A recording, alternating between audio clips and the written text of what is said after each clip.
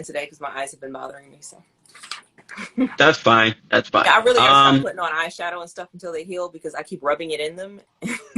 That does not feel good. And then I'm not supposed to rub my eyes because like I think you can still see them like healing. Yes, guys, eye surgery. There's like a red line underneath there where they cut into my eye, and I'm not supposed to touch it, and I keep touching it. So. Wait, I'm sorry. They cut into your eye? You can probably still see it. Hold on. Mia, what the hell? Come on. How else do you have eye surgery? I mean, I'm not even gonna hold you. I thought they had like, so my idea of LASIK, because I never actually looked into it. My idea of LASIK was maybe they take a laser, and they kind of do their little magic. Well, while we're waiting on the guests to come in, I'm gonna give you a short version of what LASIK is.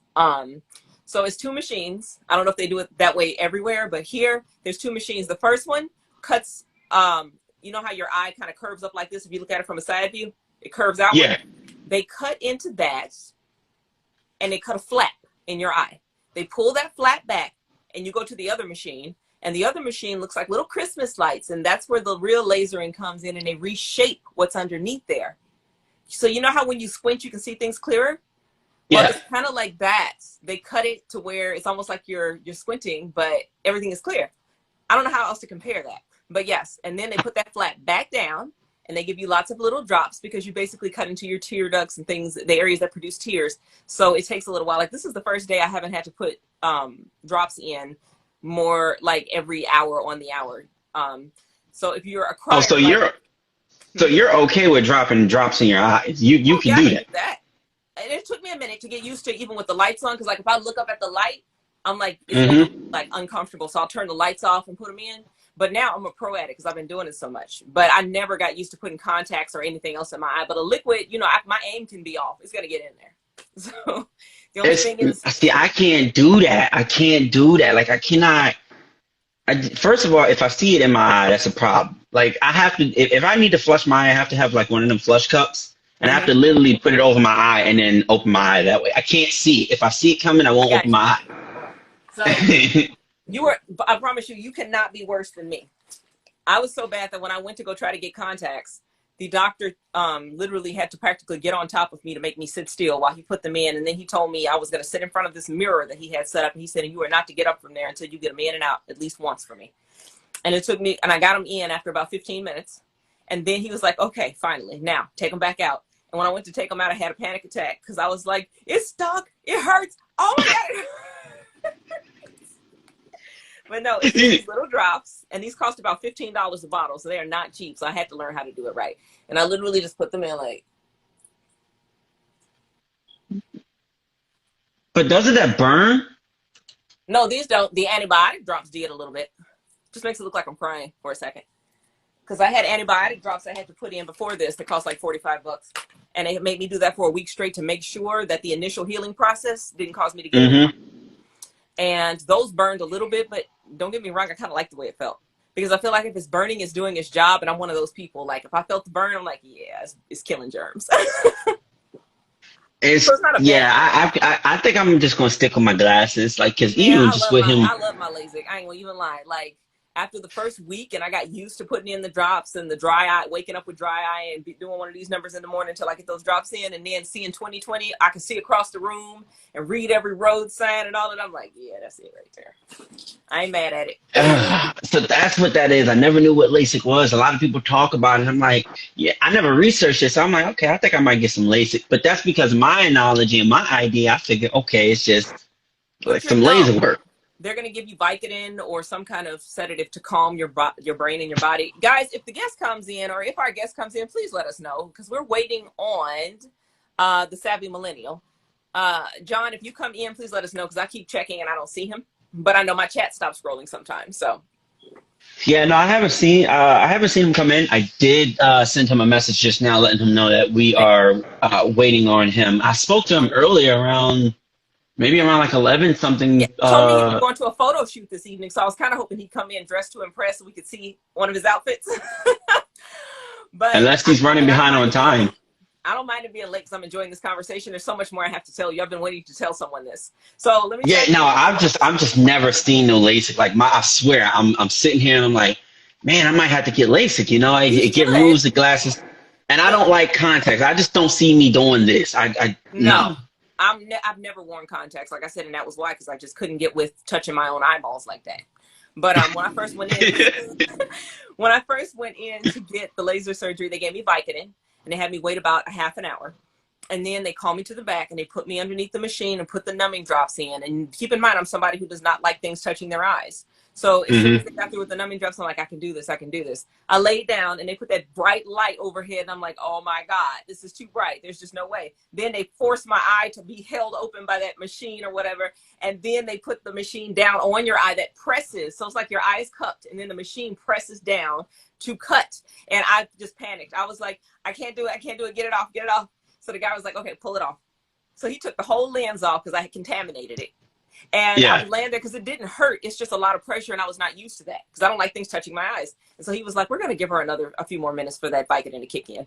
And, and when they came back, it was about another 10 minutes. He left and came back and he was like, okay, you know what to expect this time. So we're not going to panic, right? I was like, no, I think I'm a little bit better now. So when he laid me back down and when they propped my eye open, he was so calm and he was so sweet. He was like, I'm gonna give you a second. He was like, you good? He's like, because you cannot move when we're cutting your eye. You can't do it. So I was like, okay, I'm good. And the light, I was like, it's just the light is so bright. It's making my eyes water. I want to blink. And they had held it open so I couldn't blink. And so I turned my eye down so I wouldn't be looking directly at the light that was like right overhead. I mean, it Yeah. wasn't directly at me. It was like up here. It was pointing at this, but you can still But see you can it in still your line see of it. sight. Yes. So while I was waiting, like while I was calming myself, I started doing my mantra. And I tell everybody, if you have a mantra, whether it's because, you know, I mean, I'm a church girl. So my mantra Hmm. was saying the prayers that I learned growing up. And saying my prayers while he was dealing with me calmed me down enough for him to go ahead and work. Because I do that when I'm in the hospital, when I had to get epidurals, people sticking a needle in my back, I would just be like holding my pose and just like, oh God, this, you know, if I did that, it calms I've me seen enough that. to relax. It really does work. And so he was like, okay, we're going to start cutting now. You good? And I'm like, okay, I think I got this. He was like, okay, 30 seconds. He even gave me the time frame it was going to take to do it. So he would count while he was working on my eye. And when he started cutting, he was like, all right, we're doing your cornea. Do not move.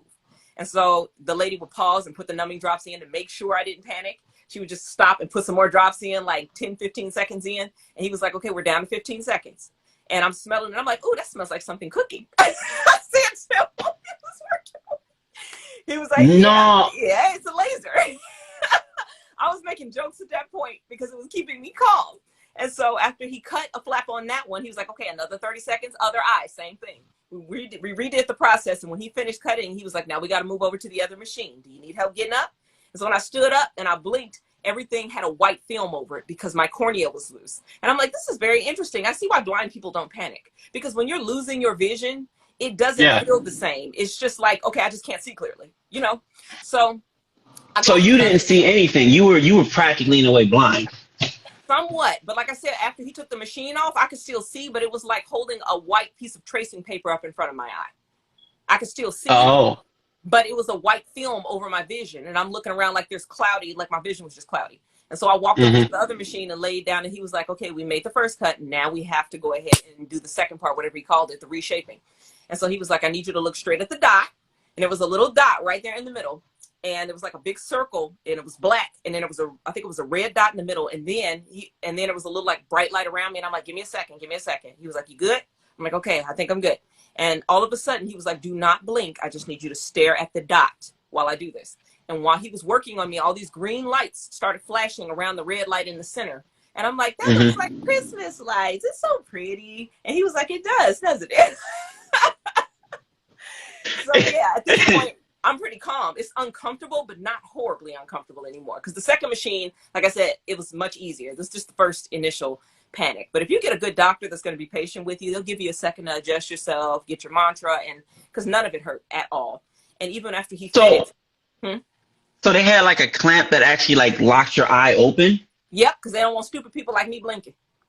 Because they know we can't do right. They also gave me like See, a you know the step down problem is, I'm gonna tell to you. hold. See, the problem with this situation is with me is that I've seen too many horror movies where they do that, and then I brought that yeah, up too. I was like, you remember that movie where the girl went, and I was like, what was the name of that movie? You know, with the one with the coasters that crashed, and the girl went to go get LASIK, and they messed up her face. She's like, and then they said the name of the movie. I just can't remember it right now. I was like, that one. She was like, that's ridiculous. She said, that is unrealistic, and that is not going to happen. The laser does not get that hot. She was like, no, ma'am. I'm just saying, because you see so many horror movies, or you see so many show series like Supernatural. They got it where there's a couple in there, and it's like one guy in there. He rejuvenates his body by taking other people's body parts. So if one fails, he'll take their eye and stuff. And I watch him literally take an ice cream scooper and just go like, and I'm just like. That sounds like two things. That sounds like the historical figures, like Elizabeth Bathory, who bathed in the blood of young virgins to keep herself young. The historical figure, crazy people. And that sounds like Jeepers Creepers. He was like, he did do that on there. My favorite part in Jeepers Creepers was when he was picking out who he wanted from the bus, and all the jocks were standing back there, and he was like, get out of the way. The one I want is right behind you. He did that little like, I got you.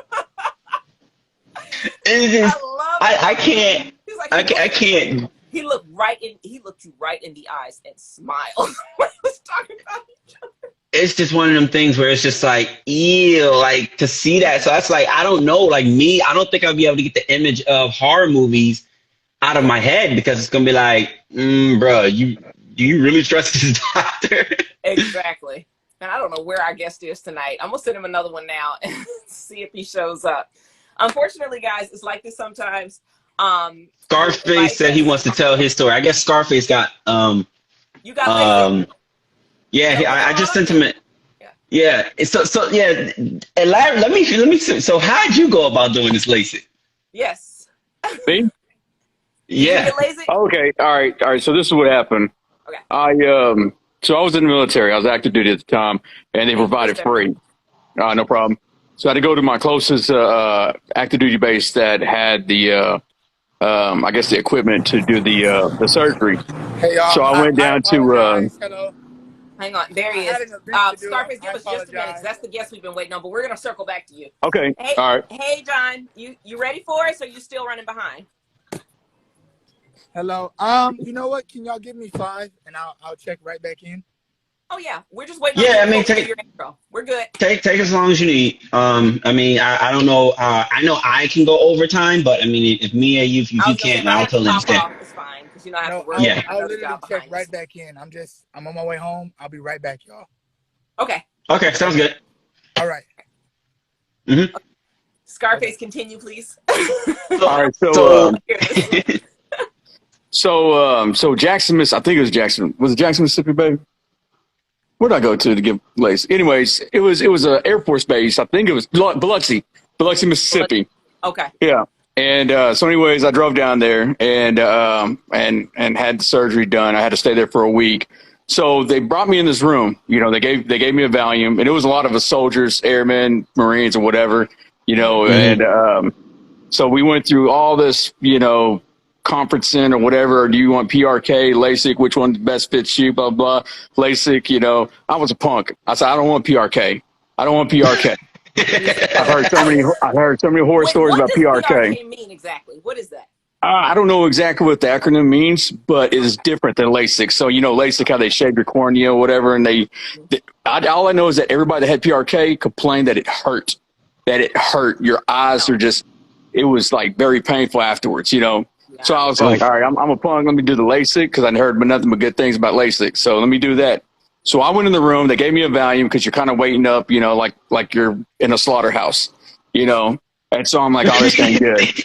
You see, for people like me, I think I'm going to keep these right here. Hey, bro, and I had glasses for years. I even had glasses that, you know, like when the sun came out, it shaded everything, because I was trying to be cool still.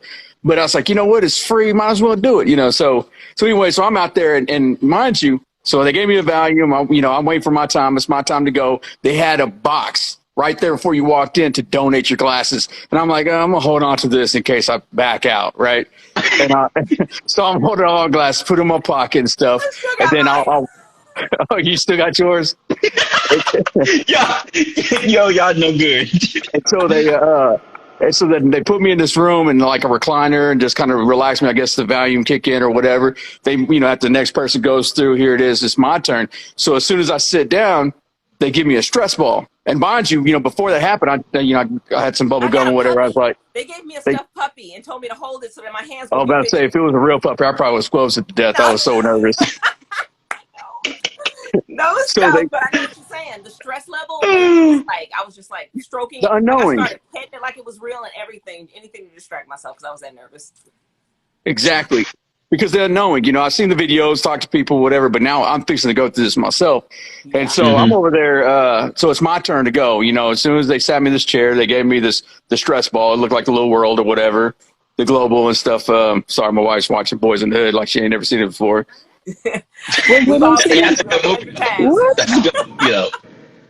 know this is where a Doughboy shot the guy that killed Ricky. Anyways, that's at the end. So anyways, so they gave me this world stress ball, whatever, and they're like, hey, we have to do like this suction test or some pressure test. So I'm like, okay. So I'm sitting down, I'm laying down in this thing, and mind you, they're like, you're gonna feel a lot of pressure. First, they start dousing all the stuff in my eyes. They're like, you're gonna feel a lot of pressure. I'm like, okay. And so of course, this thing's coming towards my eye. They had that. Well, they put a temporary eye opener thing. They wasn't the metal thing. When I told you I panicked. Remember I said I panicked when I felt the pressure on my eye. That must have been stress. That was that part right there. So my eyes were open or whatever, and that thing kept coming closer. I couldn't go no further back because it's literally. My head was there. I'm like, oh my God. And as soon as they put it on there, it felt like I was going through warp speed. This eye was closed. They had like a patch over here. It felt like warp speed, and then boom, complete blackness, darkness. That happened to me too. Everything went black. Everything went black. Down to see how, I guess how sensitive your eye is until you lose light. Yeah, I felt like it was like the end of Sopranos. You know what I'm saying? I love this story because he's reminding me of things that happened to me. And I completely forgot Scarface. I'm sorry, we keep calling you Scarface. What is your name that you prefer to be called? No, Scarface is fine. Scarface is fine. My name is Aldo, but that's fine. Al, okay. But and so reminded me, I forgot my eyes went black like that, and I was like, I can't see. They were like, you're not supposed to. That's good.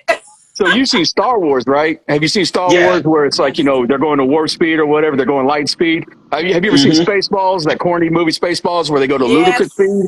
It was like that, where they were going faster and faster. We got to go ludicrous speed. It was like that. You're seeing Flash in there, whatever. I'm like, oh my God, I'm going to another, dimension. It's cool. Now so they're like, okay. Think back on it. It was pretty cool. It was a really cool experience, but it was just freaky because I've never experienced something like that, touching my eyes and making me see all these bright colors, and then boom, total darkness. So you actually go basically blind for a few seconds in a way. See, hold on. You got to hear the rest though. So you go blind.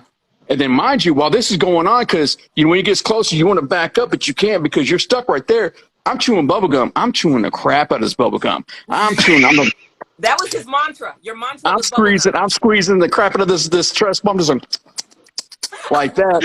And then when it happened, and they pulled back, blurriness, nothing but blurriness. They're like, okay, time for the other eye. I'm like, oh my God. Same thing. They got held open with something. It wasn't the metal part yet. And then they did the same thing. And I just switched the ball to the other hand, then boom, same thing. And everything was blurry. But it got you through it. Well, it got me through it, and everything was blurry. And they said, okay, now you need to go to the other machine. Very similar to your story.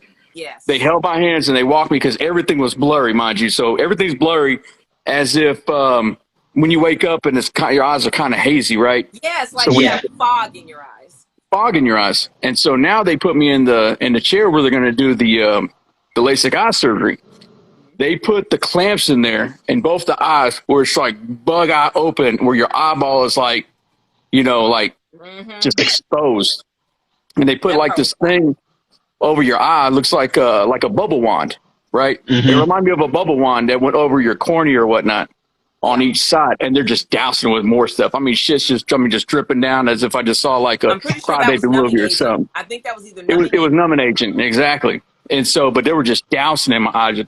Just really going to town with it. And they showed me everything, like, all right. And they showed me the razor, like, all right, so now we're going to cut your cornea. I'm like, oh my God, here I am just chewing my bubble gum again to squeeze the stress ball. I'm like, and as soon as they peeled it away, dude, I ain't gonna lie. It was like as if I opened my eyes underwater, It went from clear, like blurry, clear, hazy to just like my eyes were open underwater. And I'm like, oh shit. And I'm like, all right, now we're going to do the other eye. I'm like, squeezing the stress ball again, you know, they did the other eye. And mind you, the gum already lost its flavor. So now I got a bunch of little pieces just rolling around in my mouth because my mouth is dry, lost its flavor. Yeah. Your version of this is probably more accurate because I was hopped up on Vicodin by that point, and I don't really drink or anything. So I was a little tipsy, and they kept grabbing me. They kept grabbing me, and they were like, okay, we're going to get you over here. You okay? Well, they gave me Valium. That's why I was calm. Yeah. So yeah, your version is more in a better order than mine was. You remember? Well, not only. I mean, so first of all, obviously, a person who wear glasses, you know, hearing this from people who used to wear glasses with the LASIK. First of all, I wore glasses for over 30 years. Okay, like the process is like, it's like I don't know how are you able to actually get past the first part? Because I feel like, okay, once you pass the first part, you can actually proceed to the next one and things like that, of that nature. But man, it's like to sit there and have them just literally snatch it. All right, let me get to the end. And I tell you, that what got me to the past the first part, because that's why I did it. Because, okay, let me get to the end. All right, because I don't want to jump ahead. So then they're like, all right, we're going to do the next eye. All right, boom. They did the same thing, blurry, blurry, blurry. They're like, all right, whatever you do, you're going to see a bunch of lights. You're going to see a bunch of lights. If you want, you want to come back to my story or? Yeah, we're going to circle back to this. Okay, all right. Yeah, we definitely going to circle back. You're going to see a bunch of lights. We're going to finish from there. Yeah. Okay. Guys, I know we're running a little bit behind here, but we're still at the black table. Our guest just came in, so I'm going to do a quick intro for you, and we're going to take it from there. So tonight's guest, through his journey of successes and failures, writing has always been true. Tonight's guest became a journalist in 2010 at Carson Senior High School, where he began his first column as a sports commentator. From poetry and lyrics, he began developing skills in dialogue. And while growing and strengthening his skills through college, working in healthcare, and by the way, in healthcare, just like I say with the Army people, especially with the pandemic, thank you for serving. So while working in healthcare and surviving the love and affection of 12 brothers and sisters, yes, this man comes from a very big family, guys. He decided to take journalism. Damn, bro. I know, right? So I'm almost done, I promise. His passion for good business, learning, journalism, and God led him to follow his passion and start his publication, Wing and Fry, in 2019. So the publication he runs is called Wing and Fry. And he's been at that since 2019. And he later joined The Kingdom magazine, where he looks to bring thoughtful, original, and faith-based international content. Please welcome John Wingo, aka the Savvy Millennial. Hi, John. Thank you. So my first question, because like I told you, I got 1,000 questions for you. All right, go ahead.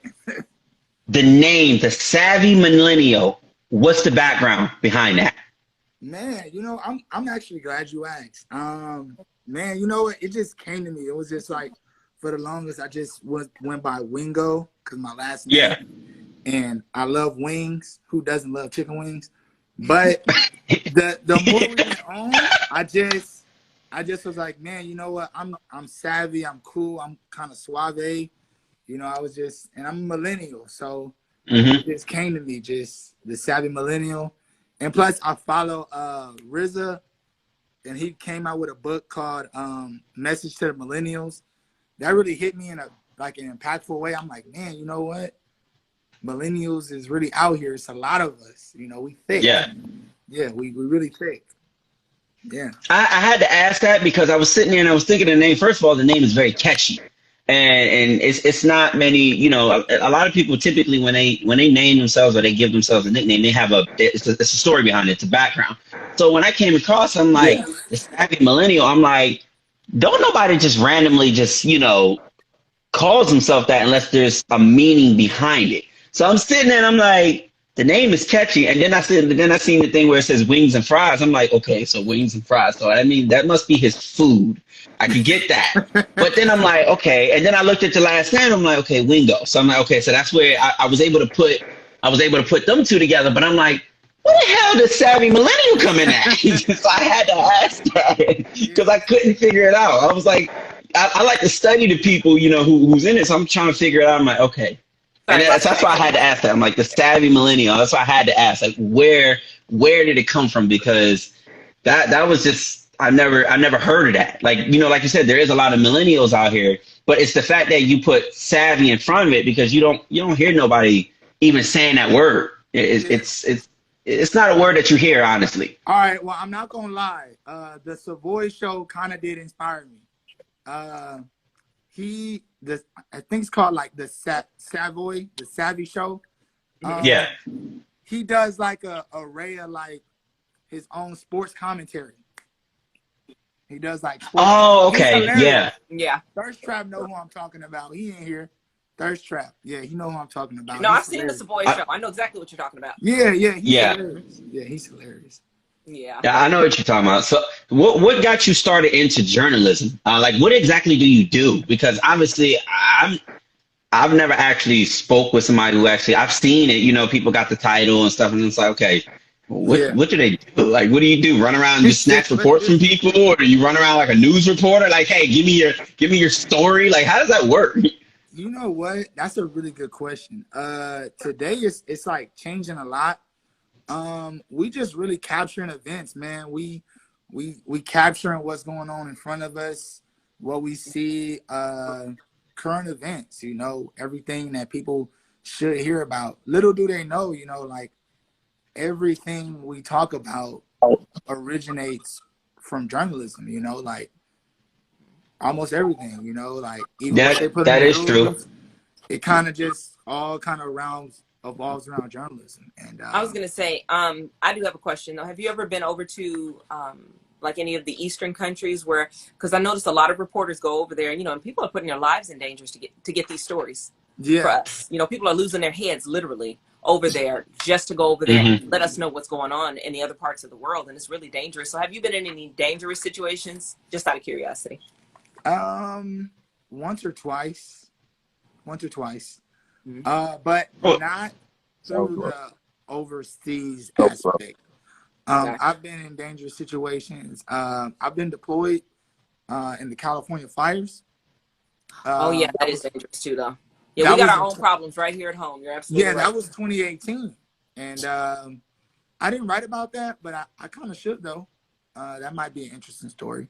Yeah, because it's happening year after year. I mean, I'm sure you guys have noticed, you know, on the coastal areas are the biggest places for, like in Florida, you've got the biggest places for hurricanes and people getting their homes washed out. And then in California, it may not be hurricanes and things, but it's the fires because they're getting the brunt of the heat. In Arizona and areas and temperatures are getting to 120 degrees. And people are forgetting somehow people are forgetting and leaving their children in cars. Every summer we got at least one or two stories of that, you know, so it is getting bad. So you're right. Some of that stuff is dangerous here. It's definitely bad. That's why I was like, I wondered because. So is there ever a moment where you come across sensitive topic where it's like it affects you? Because you know, and I would assume in that type of field that you're not allowed to really show emotion. So do you come across situations where you're just like you're taken back? Yes, I am. By a lot, and a lot I haven't written about. I'm still getting my feet wet in my niche. Like I haven't found my forte on what the people want, you know. So I'm still waiting on that. But right now, I just kind of do what I like, do what I love. That kind of catches my attention. I kind of stir the pot a little bit. I try to a little bit. Just to shake things up. I mean, that's the whole point of journalism, right? To tackle the tough issues and talk about things that they don't necessarily want you to know. A lot of journalism is controversial because people, you know, some of it, and don't get me wrong, I know the news will lie. It just does. Journalists will, and I've heard stories of this, like, I forget what they call it, whistleblowing. Journalists try to be whistleblowers and expose a rough situation, and they're getting their lives threatened. The networks are angry. They're trying to cover up stories. There's a lot of cover-ups in journalism. You got to kind of have a strong core with some of what you're going to run into if you have morals and scruples and you want to tell the truth about things. I have my first run-in with that in high school. I noticed, it's going to sound crazy, but I was like, man, we never get to write on paper in high school. And it's kind of conspiracy theory. I was just like, we always got to like copy it and write the answer on the paper. And then one day, like the teacher said, you can write on the paper. And I was like, what the fuck? We get to keep the paper? It just really tripped me out. Because then I was like, man, we get a new football field. And I was like, this is where the money's going, to the football field. And I just attacked our programming, and I attacked our sports programming. Of course, the paper didn't get published, but that was my first run-in, saying like, hey, how we word stuff is important. Yeah. How we deliver things are important. That is very true. Yeah. And like you said, at the end of the day, there's so many conspiracies and cover-ups, whether it's where's the school's funding going, and funding, it's not just even about the school. We've got on the government level, because we had a previous mayor who shall remain nameless, but he was given money to put up a water tower. I don't know. I think the people might need that name. I wouldn't leave out that name. Let me put it to you like this. He's not the mayor anymore. We voted him out. And we put somebody we put a younger person in there, somebody that was half his age in there. Baltimore? Was it Baltimore? Oh no, this is down south where I'm at. Because I'm in deep South Mississippi, but Mississippi is a red state. We all know that. So there's a lot of there's a lot of that going on down here. But we voted the guy out. It's like every time there was an election, we would see the potholes magically get filled with gravel. Nothing permanent, just enough to get you to vote. And my brother always used to say, he would say, I want to know who filled it so that I can know who not to vote for. Because you only doing that to bribe a vote so you can get back in there and keep doing the same crooked stuff you've been doing for the last 4 years. So we voted out, and we got a younger one in there. We got a millennial in there, and boom, we had a water tower. But that man spent over 6 figures, from what I was told, on a racetrack. Thinking that it would bring, he spent over 6 figures on a racetrack. He had a mansion, a very big house, which burned down while him and his wife was conveniently on vacation, and the IRS was on his tail. So I guess everybody, you know what everybody was saying about that. Yeah. Ching ching. Watergate. So it's there's a lot of so that's why I have to ask, because I know you I know being a journalist, you probably face a lot of things, because it's almost like practically you're out there like a news reporter in a way. Somewhat. I'm not gonna say exactly. I would say somewhat. Yeah. You're more like, I would say you're behind the scenes more so, because basically the news reporter is the face of whatever's going on, and then you have the journalist that's behind the scenes, and you never see them. Yeah. So I guess that's why it's just man. That's why this is kind of new for me. Like, I mean, like people hate bloggers. Like. We get ridiculed by rappers, like fuck bloggers, fuck what they gotta say. But I have a blog, but I don't consider myself like just a blogger. Like, even when I just had a blog, like I would say journalist, because I would do my research and I would try to make sure like what I say about somebody is correct. And I would always try to reach out like, hey, like I'm doing a story on you. Can I get a few questions? And a lot of times I get turned down, like 80% of the time is a no. Really? Yeah. Because journalism has a stigmatism on it of, I don't want my business in the street, and I don't know what you're going to print about me, but you ain't going to get it straight from my mouth and say I said it. People are afraid of journalism. It's not personal to him.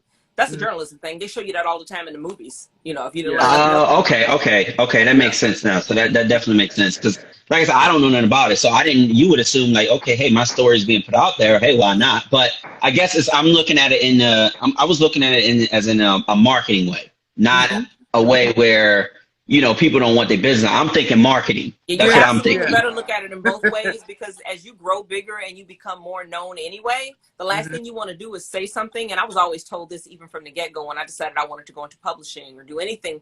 I got told by the people that were helping me that had more experience, they said, don't print that. Take that down. That could come back to bite you later. I know it's how you feel, but you cannot say things like that if you intend to be bigger in this world, because that's going to come back to bite you, and it's going to eliminate a lot of your fans and a lot of your audience, even if it's 100% the truth. You just can't say certain things, because you will blow up your career. You will blow up somebody's life. That's where that delivery comes from. Yeah. That delivery is everything. Like, like with Snowden. I don't know if anybody's seen that movie. Yeah, Edward had himself a heyday, and I'm sorry, but it's not like he wasn't telling the truth. There you go. Henry David Thoreau. You may not want your business in the street, but if you didn't have so much dirt to hide, you wouldn't have to worry about somebody telling it when you in a government. You shouldn't be doing all that dirt if you don't want nobody to tell it. Because sooner or later, somebody's going to have a lack of conscience, and you're going to have a problem, and you're going to be trying to eliminate somebody, and then you're going to be doing some major sinning. And you're so how are you? Well, how long does it typically take for you to do, let's say, a story? I'm still with research and everything involved. I research and everything. It takes about, honestly, I'm getting better. It takes about a good week. So to get everything collected. Yeah, like you were saying, like, because I do run a publication, so I do write. I write for three companies at the moment. I write for the magazine where I publish every Monday. I write for my student organization, Black Means United. That's event by event. Those are a little more lit. Those are like actual events. Hey, you missed out. Should have been there, right? Yeah. Kind of paparazzi.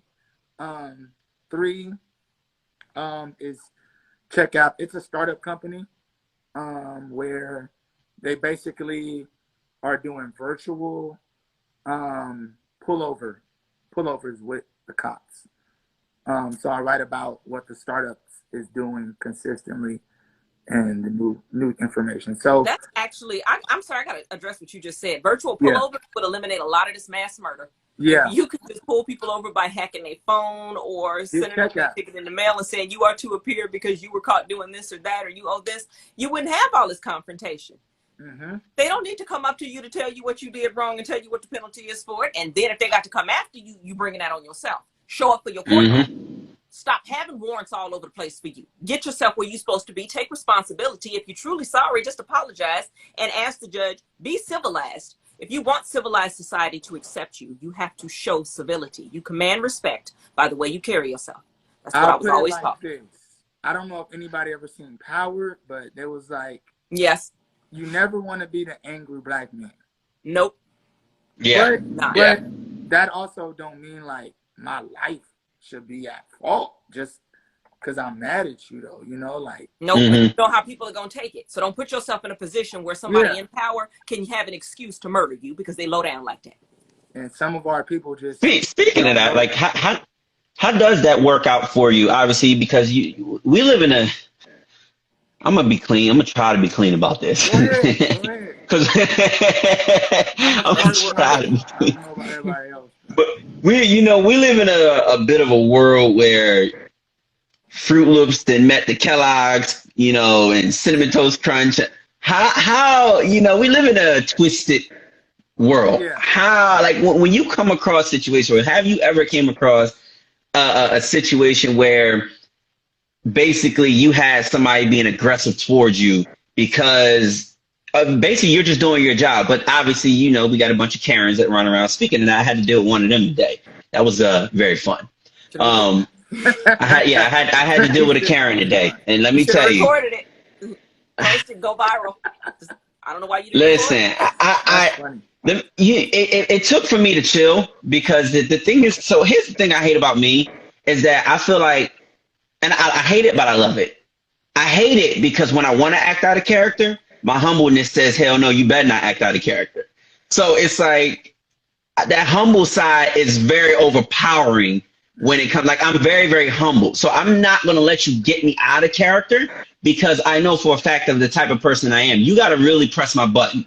And she wasn't pressing my button enough to get me out of character to where. Right here on this phone while you in your character and said, no, I'm just. So, I mean, and at the end of the day, I wasn't in the wrong anyway. So, it's just, but we usually aren't. We usually aren't. Yeah. I trust me. Like, if we got time, I'll definitely explain what happened with this Karen situation. Just know it was the dumbest thing, and best believe trespassing was definitely involved all on her end. But I actually had to deal with that. I'm going to keep saying them. I've experienced my first Karen today, and I was like, I wonder if anybody else, like, you see it obviously on social media. So have you ever had to deal with something like that, like a Karen, because you're doing your job? Bro, that's a really good question. Surprisingly, I haven't, man. I haven't. Not yet. There was only one time I did an article on Boot Gang meets John Gabbana.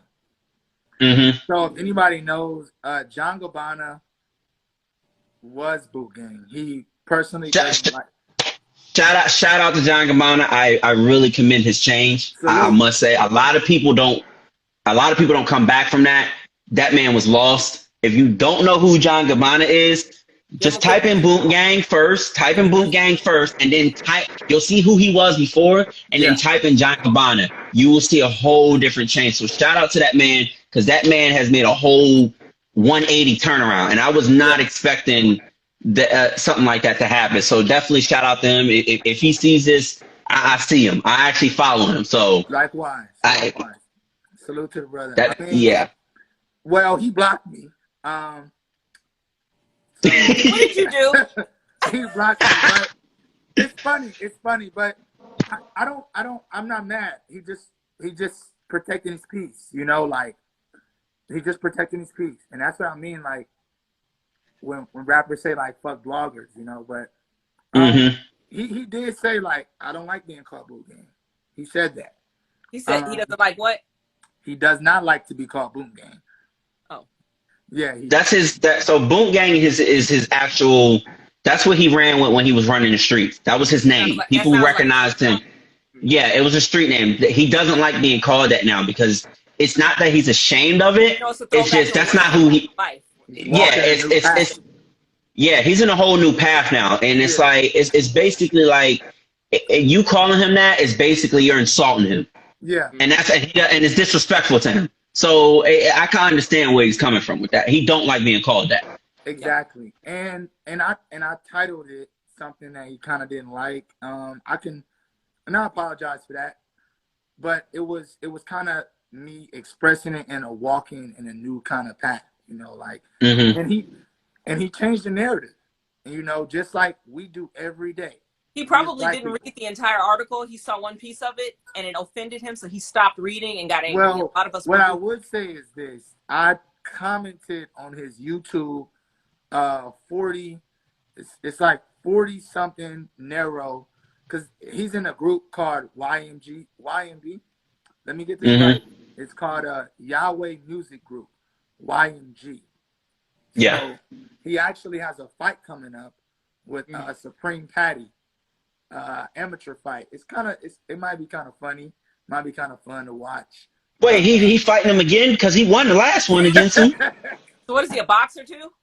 Well, it's so I don't think they fought, did they? He did fight and he won. I do remember that.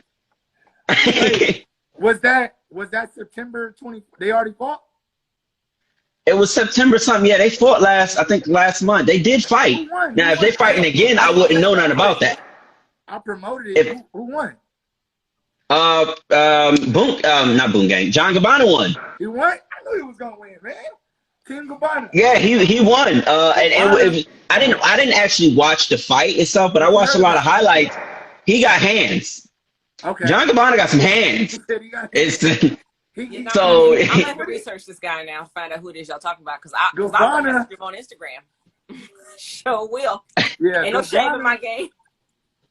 Hey man, some of y'all need to tag him if y'all know who he is. Not like that. I don't do that.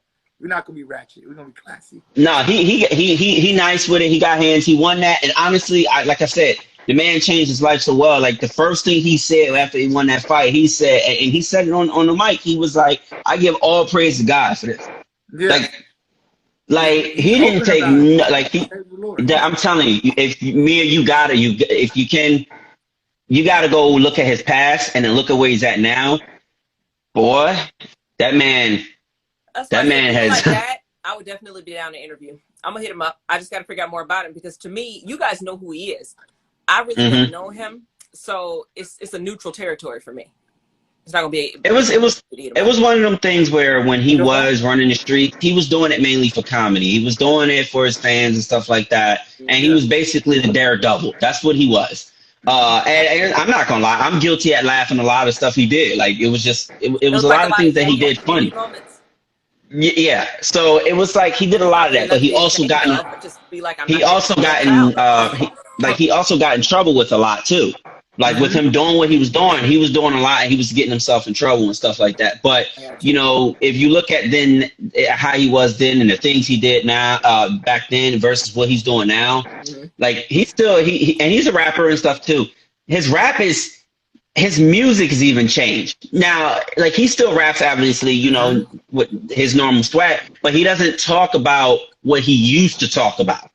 It's different. Everything changed about this man. And honestly, if I could meet him, I would really, really love to sit down and talk with him because like you said, it's really hard. Like, and I feel him as far as on the rappers, you know, when it comes to bloggers and journalists. I'm the same thing. I'm private about a lot of stuff that I do. So social media is basically, if I want you to see it, it's because I wanted you to see it. Exactly. And that's so I can kind of get that. And I think that comes from the sense of like a lot of journalists kind of ruined it. So people like you come along, you know, and you're trying to basically smooth the path out, but because there's so much dirt that was done with journalists, it's just like a lot of distrust. Yeah, it's already a lot of distrust there, and it's like that with I think it's probably like that in every industry. People, you know what I'm saying? But we here with it. We still salute. We still Jay, check the chat. Here. Mine is not scrolling, and it has not scrolled for a very long time. So I just want to make sure we're not missing anything. I don't see anything as far as in my chat. I do see a lot of people who's joining and going. The last chat that I see is Anita, and she is giving you 2 claps, and she gave you a heart, and hey, everybody. Thank you, Anita. It's people, but you know how Instagram do. It is what it is. When I can't see the chat, I don't want nobody thinking and cussing us out, thinking that we ignoring them. So if I'm not seeing movement after a while, when I know people are in here, because the last notification I got was The Way of God, Michael Bailey 579, and 39 others joined. So I know Instagram is not accurate. Yeah. So like, okay, it's not giving. It's I don't want. It's just one of them things, and I know like that's why I had to ask. Like obviously, you know, being a journalist, you're out there, and you're doing a lot of stuff where it one kind of almost puts your life at risk when it comes to doing certain things. Because so is there like a secret identity where like where you can't the Clark Kent syndrome. Yeah, like are you like, let's say you running around here like Superman, where one minute you're Clark and the next minute you're actually Superman. That's funny. Is that how you get down? I don't know. I don't know how people perceive me, man. I really don't. I just know. You know what? Like I said, it's all in the bio. I've been to school. I've been raised in the hood. I come from Compton. So I'm here in like Austin, Texas, San Marcos, Texas. So like for me to move around all throughout like the 10 bureaus of SoCal, like what it is, South Central, it's kind of a big deal, you know, like so that's a big part of me, you know, that's my background. It's almost like my tribe, you know. Yeah. And so you said you came from Compton. I'm a young black man. That's it, you know. So you came from Compton. Elaborate on Compton. I'm not gonna lie, because I've been so curious to see Compton and know what Compton is about. But obviously, I haven't came across somebody who's from Compton. Obviously, you hear Kendrick, you hear Dre, Eazy-E, all of them from Compton. But what is it exactly like? Is it exactly the way they say it is? I'm gonna tell you like this. It is like that. But, however, it is like that, but it's fluctuations. We got a thing out there. So what I mean by that, it is like that. What you see on TV, the drive-bys, the shootout, it's exactly how you seeing it. Alleys, people running through it.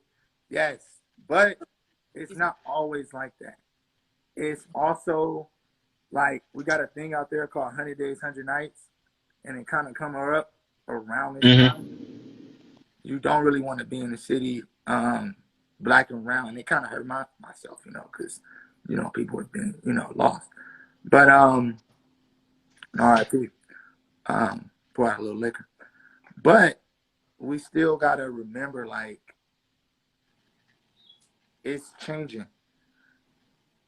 So and that's what I was wondering, because obviously, like I said, they are. I think the youngest person would be Kendrick from Compton, if I'm not mistaken. At least to my knowledge. I mean, I don't follow a lot of mainstream artists. Congresswoman called Maxine Waters.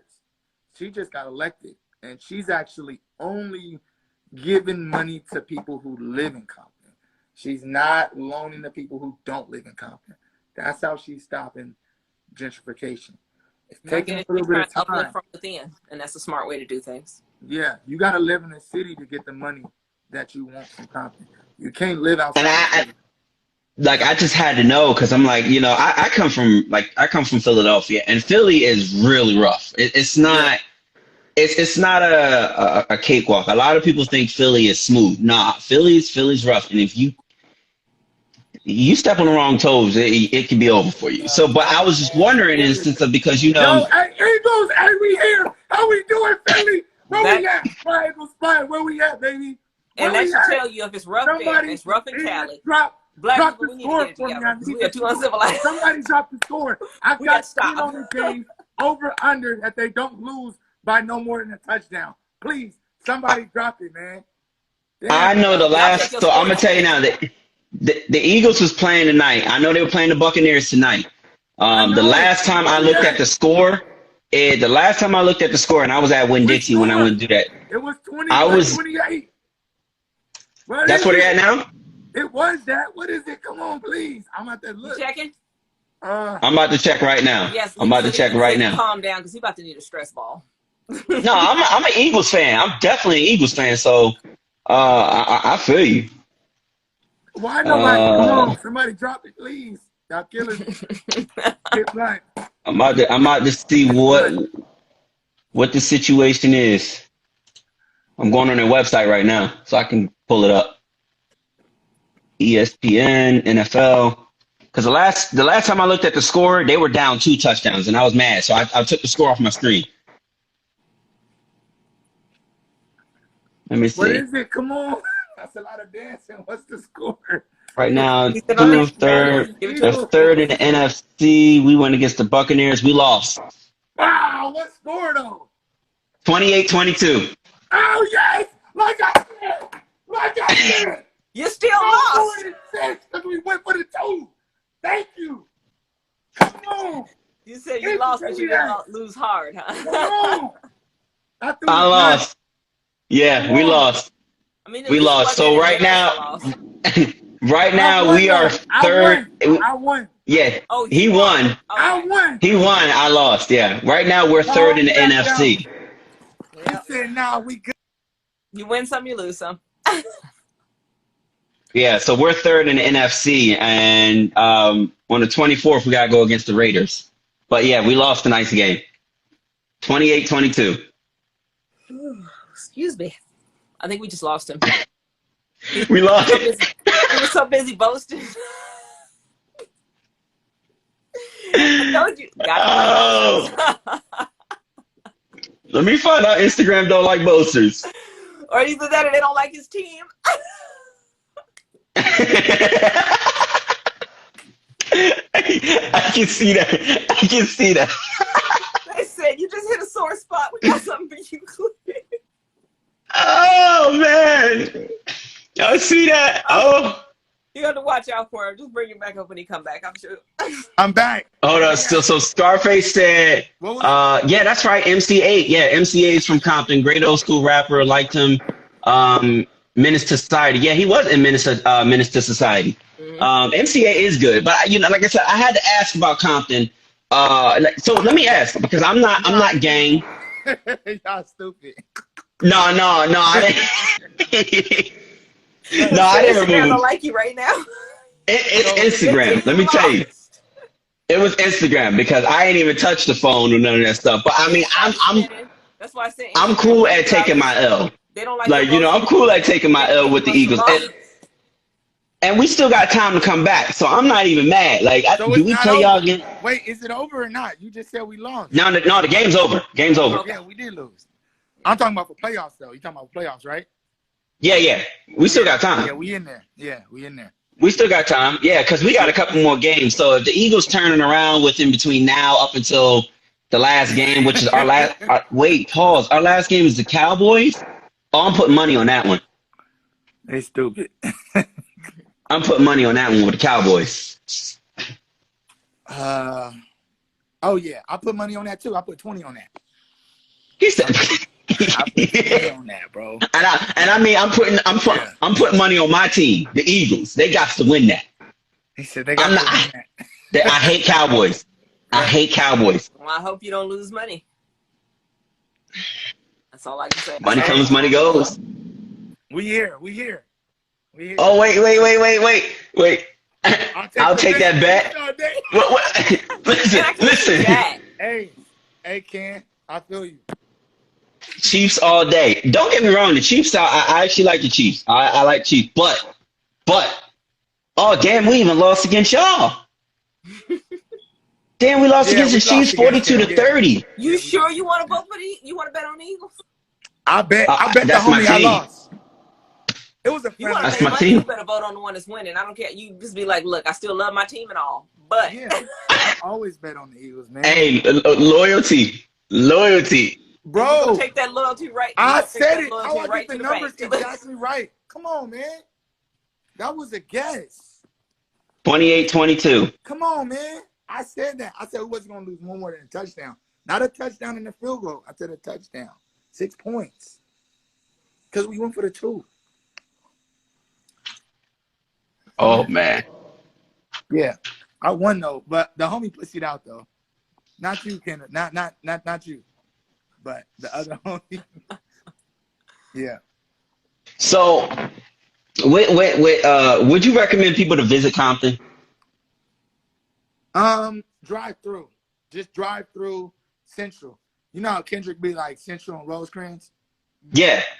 Central is like, I get messed up with my north, south, east, west. But I believe it's like east, west. Cause over there, is that over there where Nipsey was at? Because Nipsey was in Compton. No. Nipsey is by Crenshaw High. By Swanson Mall. Yeah. But closer to Crenshaw Mall. Like, they call it 6th Ave. But, you know, that's just where to go, not to go, you know. So you recommend people just to drive through it, just to... Yeah, just drive through.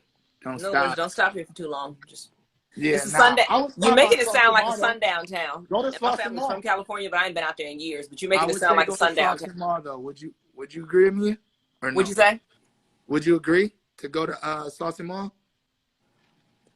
I mean, to go by. I mean, the gold is cheap. This is gonna sound funny, but I put my faith in God. I don't feel like anybody's gonna be killed or murdered before their time. If you was going, if you meant to go, you was meant to go.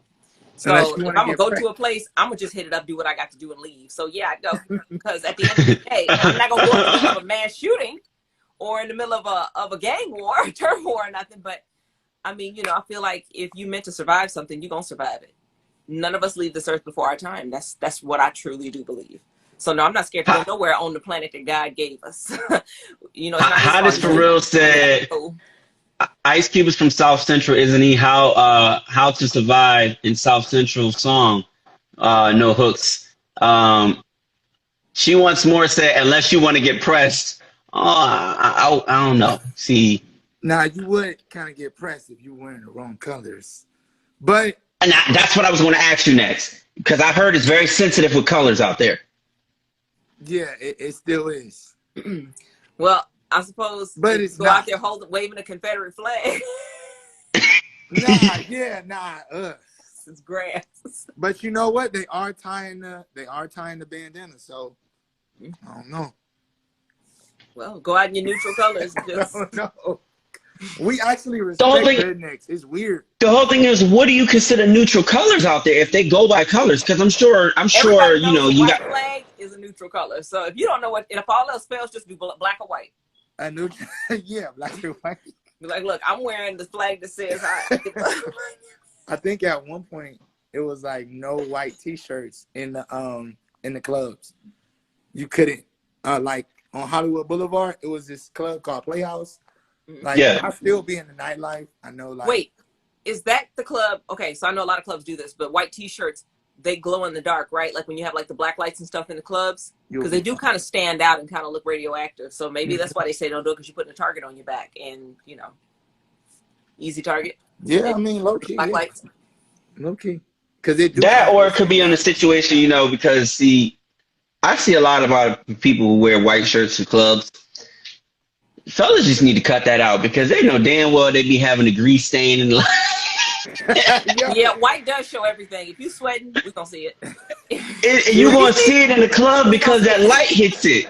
And when that light hits it, you just like, Gucci, bruh. Gucci. That's why you can't be on no Gucci. You can't be on your sweaty pits. No. You can't be on your sweaty pits. No. But see, this is what I don't get in general, and this is something about hygiene. Hygienically, and I know a lot of people don't care because I see it down here. People be looking at the beginning of the day how you should look after you work in an oil refinery at the end of the day. They look like that in general. They don't care what they're looking like. They don't care what they're smelling like. And I'm like, you should have a little bit more self-pride. And I feel like that's what's missing in our communities in general, where we got all this fighting and war. There's no way you gonna dress up and doll yourself up and have self-pride and be out there shooting at each other. You're just not gonna do that. It all goes together. It is a mindset, and we laughing about it. The truth of the matter is, while we sitting here talking about the police for shooting us down, we just as wrong for doing us the way we do us. Your brother and your sister shouldn't be scared to walk up to you and say hi, or walk into you. They should feel safe in your community if people that look like you were there. And we have still not gotten past that because we think it's an excuse to point at police officers and everything else that's going on. That excuses us somehow. If it's wrong when they do it, my daddy always told me, he said, if you point out the wrong in somebody else, make no mistake. I don't care what excuse you fix in your head, it looks just as ugly on you when you do it. And we need to stop. You know, and it's still happening in all these cities. We tear them down. We tear our own cities down. So. You said you're in what, Texas now, right? Yeah, I'm in Texas. Yeah. Is it a different atmosphere, different environment over there? Yeah, it's much different. It's very different. Isn't Texas like a red state? Yes, yeah, but where I'm at though is like a blue state, low key. Oh, you mean like a blue suburb or city? Like your area is blue? Because there are blue parts of Texas, just like small blue parts. I'm like 30 minutes outside of Austin. Okay, is primarily like blue, I guess, but I'm an independent. You know what I'm saying? But yeah, and I feel you. I'm independent as well. I just know for a fact, like Florida's red because I live in Florida, and you know, so Florida's just red. But I had people get mad at me. They was like, "You're independent?" Yeah. Well, you need to be picking sides. I don't need to pick a goddamn thing. What you need to do is get away from me. I was gonna say, because at the end of the day, even Florida didn't stay red for this last election. They went blue. So yeah, you want to sit up and talk about colors as if that's most important? How about you just say I'm for what's right and let that? I need to pull up, bro. I need to pull up. I need to really pull up. Yeah, I'm in Florida, and lately I've been all over Florida, man. You know how Google keeps track of your maps and all this stuff and tell you what he's been at, and man. Google sent me my review for last month, and I was like, oh, damn. I didn't realize I was in half of the places I thought I was in. They said I didn't travel to this place, to this place, to this place. I mean, Florida's I didn't get over. It looks thin, but it took me 200 and some exits just to get out of, what was it? Oh, God. What is it? The city that starts with a P in Florida? It's a couple of them. Coming from Georgia. When you come out of Georgia and it says "Welcome to Florida" and you coming from the left side, it's from that direction. I forget what it is. Palm Coast? Huh? Palm Coast? No, not Palm Coast. It's very well known, but I'm already forgetting this stuff. But the point is, it took me 200 and some exits, and I'm like, we got to Florida in 6 hours when I was visiting with some relatives at one point, back when I used to go out there. Pensacola. Pensacola. That was it. We went from Mississippi to Florida 6 hours in. They're like, this is a 12-hour drive. I'm like, ain't no way. We already in Florida. We're going to be there soon. 235 exits later. What? Yes, 235 exits later. Look, I know for a fact the last time I left Florida, and I went to two places, and I had to leave to go to South Carolina. It took me about 3 hours to get out of Florida just alone. That's my point. Just alone and that's just taking I-95 going north. I had to go to New Orleans one time, yo. I had to go through Tallahassee and all that. Man, I felt like I was never out of Florida. I said, yo, where am I at? Like, I'm on 75 trying to get the one. I'm trying to get the Interstate 10, and I'm just like, bro, like, where am I at? Like, and so I had to, I literally asked Google. I said, Google, where's my location? She said, you're in Tallahassee. I'm like, bro, I've been driving for about 3 hours now. Shout out to Tallahassee, Florida. I can't Where stand did you it. stop, Like, bro? no. That's the hood. That's the Look, gutter. Florida, Where? I got to show you this. Okay, so this is How my long remote. I'm going to is use this as an example. Florida is shaped about like this remote. That's swamp. You think That's because it's swamp. this short going this way that you're going to be in and out. No. Florida makes sure that you got to take the long, all the way. Wow. Florida be doing the most with their roads, yo. They doing the most. And it's like forever to get out. And the crazy thing is, it's like only 2 ways out of Florida in a way. That's what I'm saying, because That's it's like, a coastal area. There's water on one side and water on the other side. And it's then like land literally on 2 ways out. And so I was sitting there, you know, because I'd be chilling and I'd be thinking, I'd be like, damn, if it was ever a zombie apocalypse, I couldn't take 95 because I'm screwed that way. I couldn't get over to 75 because I'm screwed that way. I guess I might as well just chuck it up and sit here and just wait. No, you may as well just head towards the ocean, Yeah, because check at least it out. they can't swim. That's your out right there. Just head towards the ocean. It's just different. Is that so? So I heard you went to a photo shoot tonight. How'd that go? I was gonna say, Yeah, that went well. That went well. You looking spicy over there. You know, I had to I ask. said you're looking very Well, you know dapper. what? I have something.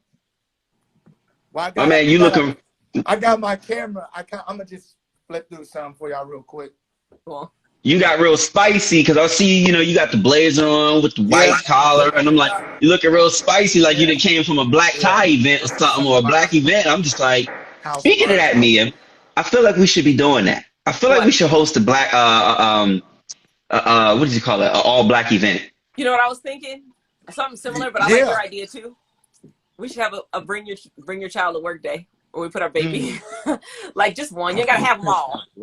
But you pick one, because I love days like that, because it reminds people, like maybe on Mother's Day or Father's Day or something, all on that, we bring our babies to work. Oh yeah, you looking crispy on there, my guy. Oh yeah. Yeah, there's a bunch of us. You gotta upload those. You have to upload those. Man, I gotta do another shoot. Like, I miss doing photo shoots. I do. I really do. You and me both. You know, like, I think the last photo shoot that I had. Yeah, we in there. The last photo shoot that I had was in 2019, Halloween of 2019.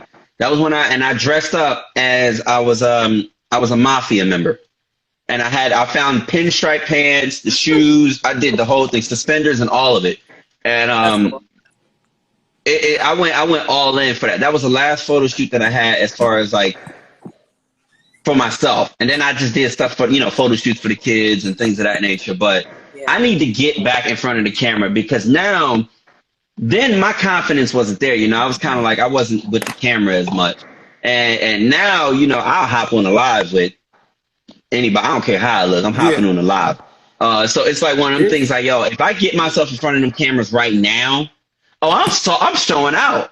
I'm being all like the model. I'm moving, and you gonna get shots from me. I was gonna say, if you're gonna spend that money, unless you got a friend in the business, if you're gonna spend that money, make it worth it. That's all I'm saying. Yeah. Yeah. I think it's very important, honestly, to have that. Yeah, it's very important. I do want to mention John. I do want to mention your link tree. I didn't put it in the chat, but Jay, if you can type it as I'm putting it in here, so it'll be easier for people to remember. It's HTTPS. Oh, do I really got to type that?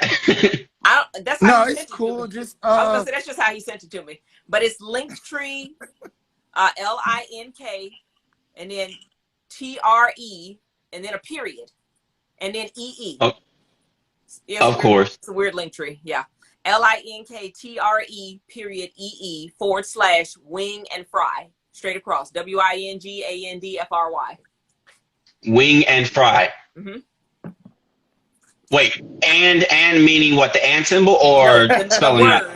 AND. It's got to be spelled out because it's an address. AND.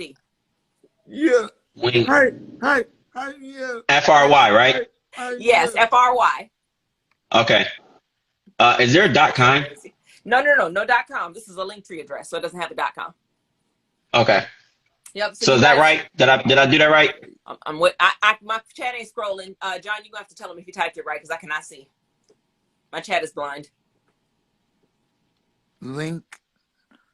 Ooh, that might.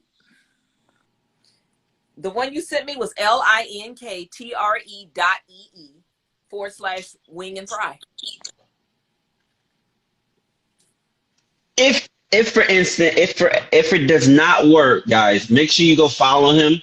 Yeah. And that way you can check out his content. That's probably the easiest way to do it. Because you wouldn't even be able to click on the link anyway in the chat. Yeah. But definitely go follow him. I'm sure that'll be. He's a journalist, so I'm sure he got stories left and right. Yeah. So you definitely want to go follow. The Savvy Millennial, you can click up there where it says T.B.T. with special guest John Wingo. Click the drop down. Just hit the follow button on all of us. Follow Jay, follow me, follow the Savvy Millennial. And yeah. Go ahead, Jay. I'm sorry. But no, you good. You good. But no, he just taught me some stuff about confidence because my little curious self, I'm just gonna be curious and just kind of go through there. But then I'm gonna mess around and get jammed up. Remember, I So told I'm you definitely. that was why my parents moved out of California, because even back then, and this was in the 80s when they moved, they said it was just getting too rough, it was getting too violent, and they didn't want that, and it was too much red tape anytime a black person tried to start a business out there. It was always some excuse as to why they couldn't open or this, and they just had enough. Mm-hmm. But they moved. Yeah, that's why I like. Yeah, so I'll just ride through. I'll just probably ride through out of curiosity. That's okay. No, you good. I'll just ride through Compton and whatnot because Cali is a place I've never been. It's a place I definitely want to check out. But I just want to make sure that when I go out there, I ain't trying to get jammed up. Because when I go back home, start in LA, the place where all the movie stars and stuff hang out. I'm sure there's a little bit less violence, but when you hit our areas, Watts, Compton, what else? I know there's more of Moreno Valley because I got a brother in Moreno Valley. Where else? John, tell them some other areas. That's like where the black areas, the primary Moreno Valley. So moving down from Moreno Valley would be like almost like Glendale. I've heard of Glendale. After that is like Pasadena. Yeah. And that's where like you will see like some movie stars, but if you really want to see, like popping people feel like you in the city, go to Melrose. Melrose Avenue. Yeah. Melrose Avenue? Yeah, Melrose Ave. Yeah, go to Melrose. You're going to find like some cool places. If you go right off of Melrose, La Brea, you'll find some cheaper stuff at the same caliber, like. Yeah. Yes. That's what because I know for a fact, like I said, I want to, I definitely want to go. I've been doing a lot of traveling this year. Like I'm going back to Philly in November, and every time. So when I so obviously how I dressed in Florida, is way different from when I go back home to Philly. First of all, like I don't make myself stand out at all in Philly. Now, my lifestyle is way different because that's the reason why I wanted to move from Philly, because I wanted a different lifestyle. I wanted a better lifestyle. So my lifestyle is way different. So when I go back home, it's like I look at what they say. I look like I got money, but I don't got money. It's like one of them things. You know how I look like I got money, but I don't got money. It's like because they always say the flashiest person is the brokest. Yeah. The flashiest one is the brokest one. But I don't go super flashy. I just go flashy enough, but trust and believe I got nothing on me. I think and you better not have that on you. Like, and that's why I've been like, I wonder like how people perceive me, because like I don't make myself out to be nothing I'm not. I just spend my money different. I've never had a car note. Ever. That's not but I've owned all my cars. Yeah, that's why I said that's DJ Trendsetter, he said I lived in Philly. He stays in Florida. We definitely got to link up, DJ Trendsetter. You stay in Florida, so do I. I'm over Volusia County side. But if you lived in Philly, so you know exactly what I'm talking about.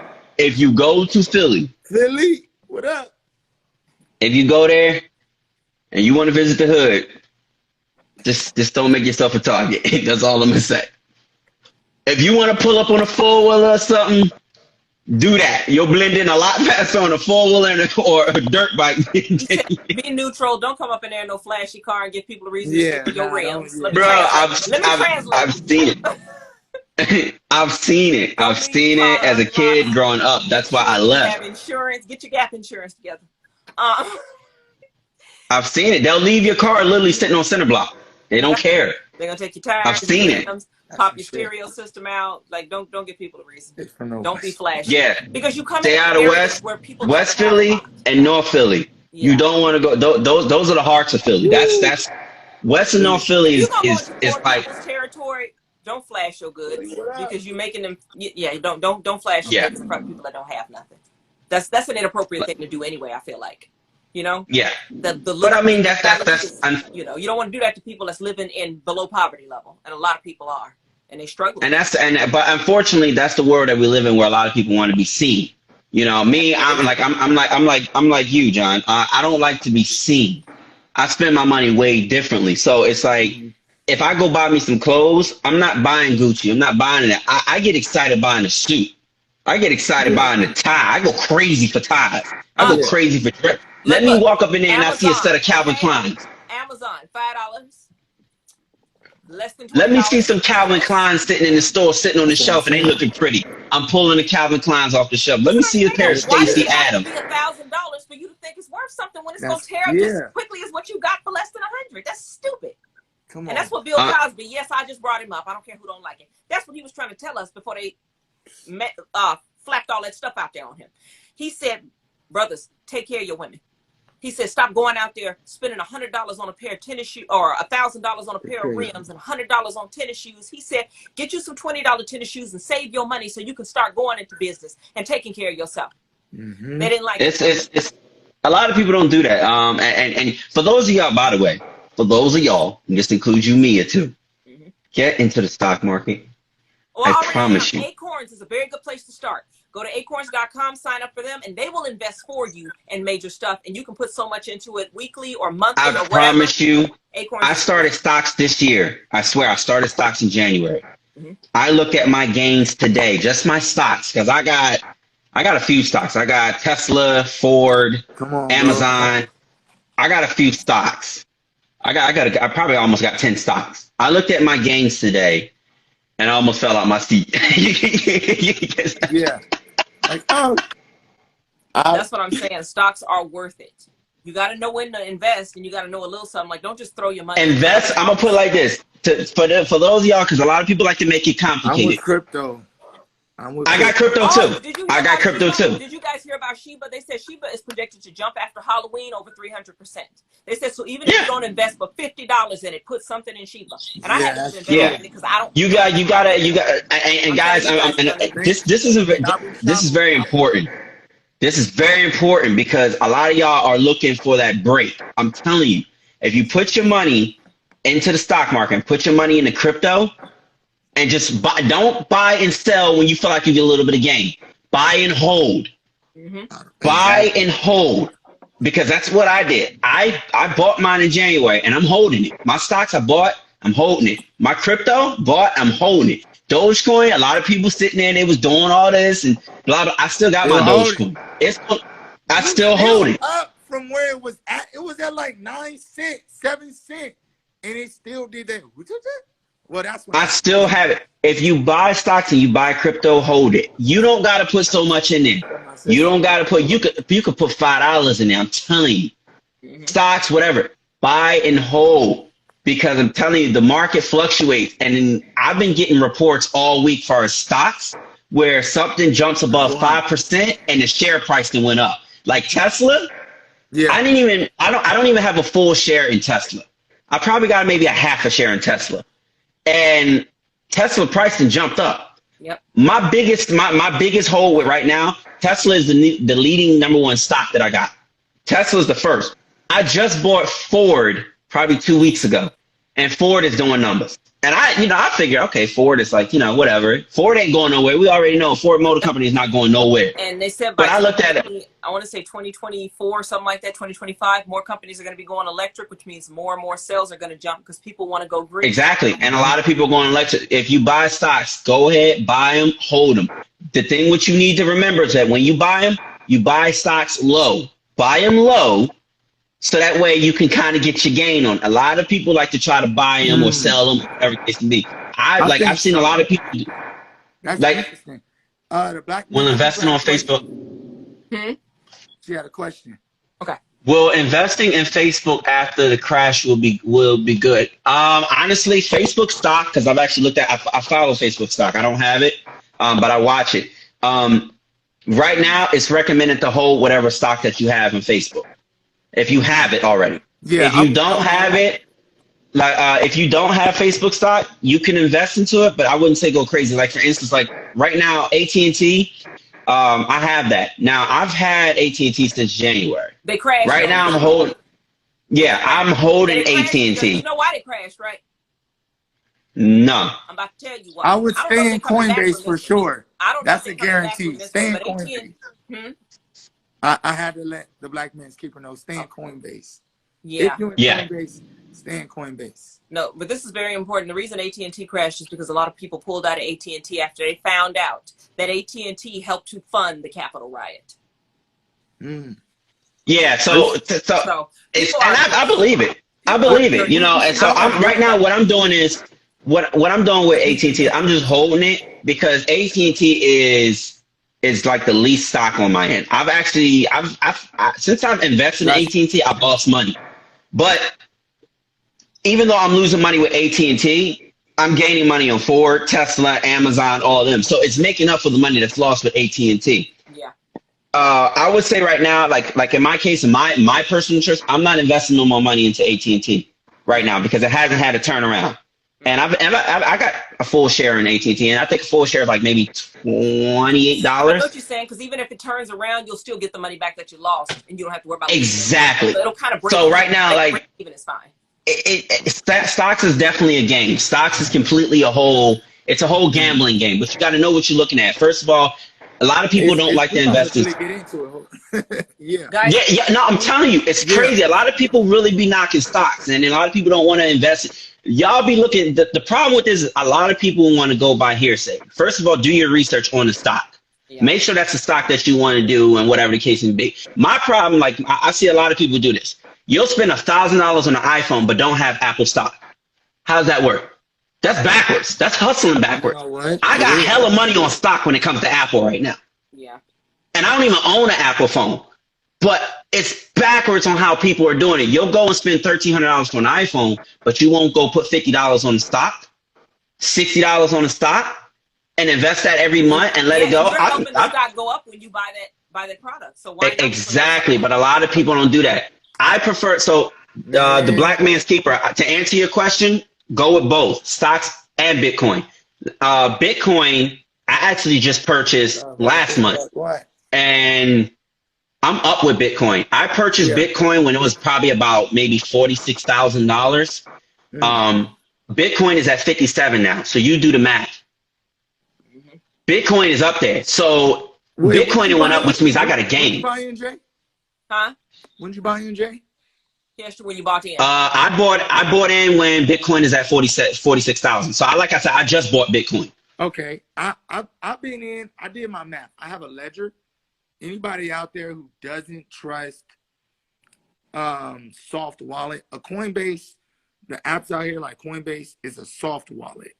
So like people buy through Robinhood, it hasn't been the best because they take both two keys from you.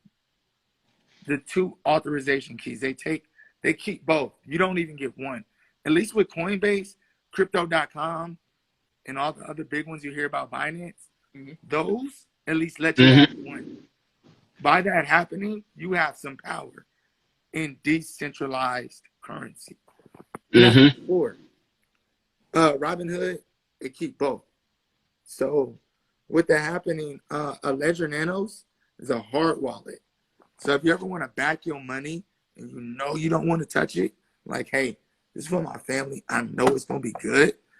It saves Bitcoin, Ethereum, and Litecoin, the big three.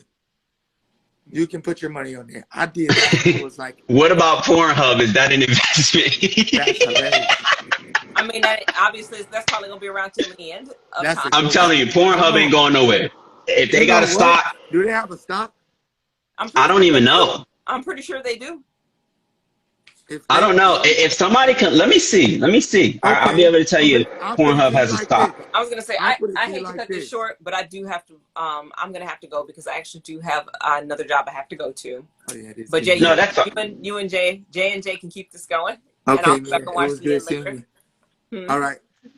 All right, y'all. All right. Have a good night, Mia. Thank you for definitely joining in. We'll talk. All right. John, thank you so much for coming on the Black Table. Guys, Thanks for Jay's going to having wrap me. it up tonight, and you guys have a wonderful night. I will see you Sunday. All right. All right.